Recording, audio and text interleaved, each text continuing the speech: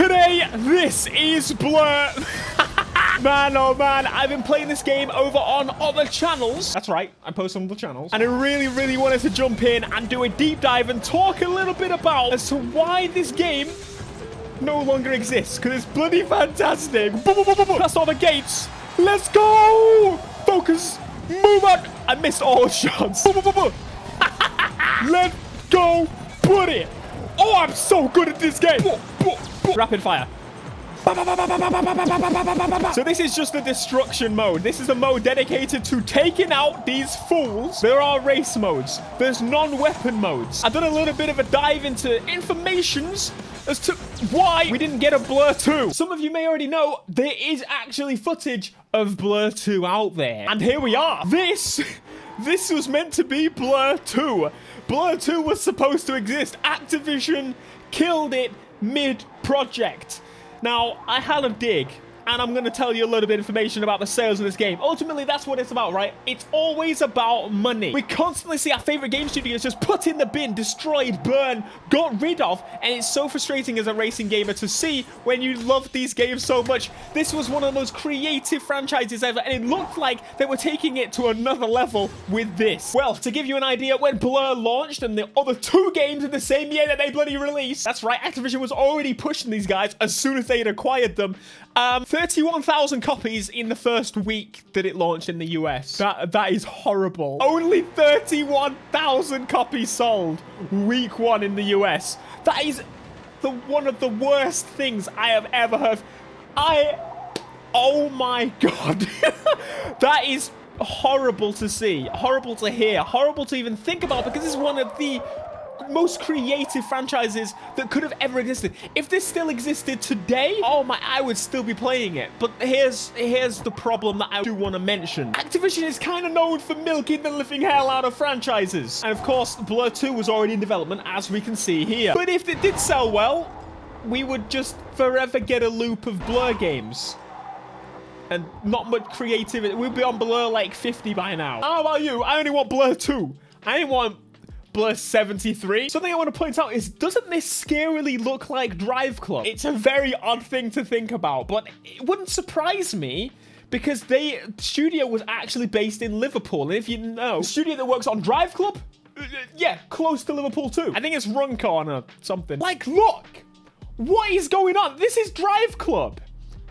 Scarily very similar in a lot of areas on some of the maps here, which again makes me think a lot of the talent probably went over to work on Driveclub. And once again, got shut down. Why do all the most creative and best studios get put in the bin? But I cannot tell you what I would give to have this game come back. Like, I would just love for another one of these. It was just so creative in terms of the weapons and the I don't know, I even need to explain it to you. You can clearly see it tried something different. Most games today don't really try much different. They just kind of all take from each other and mix it up, and this was very different. I mean, it took from Mario Kart and actual games, but it was trying something that just, how the manufacturers approve this, I don't know.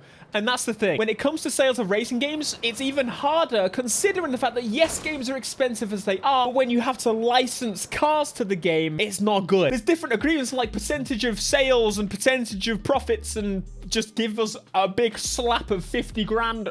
That's probably way off. But thousands and thousands of pounds to say, yes, you can have my car in the game. Like, it already just creates such a big barrier. But anyway, back to the Blur that we can play. We've got 6 seconds left. Make use of it. Come on. Yeah, baby. Man, I love this game. Oh, but I'm so glad that we can still access this game and play it. I mean, it's a bit harder now because it's not on Steam anymore. But I'm playing it on PC and it looks amazing still. But think about it. Would it actually be better? Like, we need to genuinely think about this. Would it have been better if they did actually keep making these games? Would it have got to a point where it was no longer creative? Would it have the same effect on us 20 versions into the franchise? See, I'm not sure if it would, but I'm not going to say that makes me not want it, because realistically, I still think, oh, what a beautiful slide. This Rat Beetle's doing the dirty. Oh, come on, I missed the... Oh! And honestly, some of the non-weapon races in this on multiplayer were among my favorite races in any racing game I can bloody think of for the last, I don't even know how long. Boom, boom, boom, boom. Fire backwards. I hate Activision. You're like, why you hate Activision, Theo? Call of Duty, good game. Call of Duty, I love it. I love Call of Duty. Shove your Call of Duty up your bum. They deprive anyone of any creativity, any of their developers, their creators. It's just, honestly, of any game studio that you could possibly have aspirations to work for. If Call of Duty is one of them, please. You need jeepers. Oh, I'm in 3rd place. That ain't no good. Get out of my way. Simmer.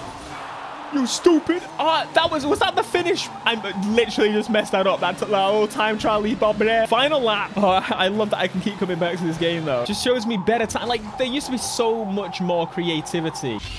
Get out of the way, sucker. He missed. He dodged it. No, he didn't dodge that, though, did he? Oh, he hit the other one as well. Uh-oh. Shield. Bzzzt. Yeah, saved by the shield. Give me the... That's not what I wanted to do. Oh! Straight into it, you baboon. He's going to pass me. No, he's not. No. You'll stay right there, son. Backwards. I missed him. Come on. Stay. I missed him. Oh! Oh! That was really close. That was so close. They had aspirations to make this the biggest racing franchise. They were fusing Mario Kart and, like, actual cars. What's there not to like? It's just gonna make me sad looking at this gameplay. We keep seeing more and more gameplay of it. I've seen builds of like 10 hours of gameplay. 10 hours, I think it was like 2, but I've seen so much footage on this game that just, like, to see this much, to see how much stuff is in this game, all it's really missing is the textures and stuff that are just clearly not there yet. Like, some of the gameplay is properly done. That tells me they were closer than we think to finishing the game. Like, Activision probably would have put them on an annual cycle with a game that did this well. And can you imagine this game, Need for Speed, Forza? It's just weird to think about. But I think it's pretty obvious that at least some of the developers that worked on this franchise worked on Driveclub. We would never have got Driveclub if this studio didn't close. But see, then Driveclub studio closed. So... what's going on here? Are they just constantly failing? Are they not getting advertising that they need? Are they just really crap games? No. They try something new. And the racing genre is a genre that doesn't like when you try something new. And that's a big shame. But come on. You got us now. Bring it back. All right, bring it back. Bring it back. Thanks so much for watching this throwback / look into what could have been with Blur 2. Hopefully you enjoyed. I'll see you in the next one. Until next time. Peace.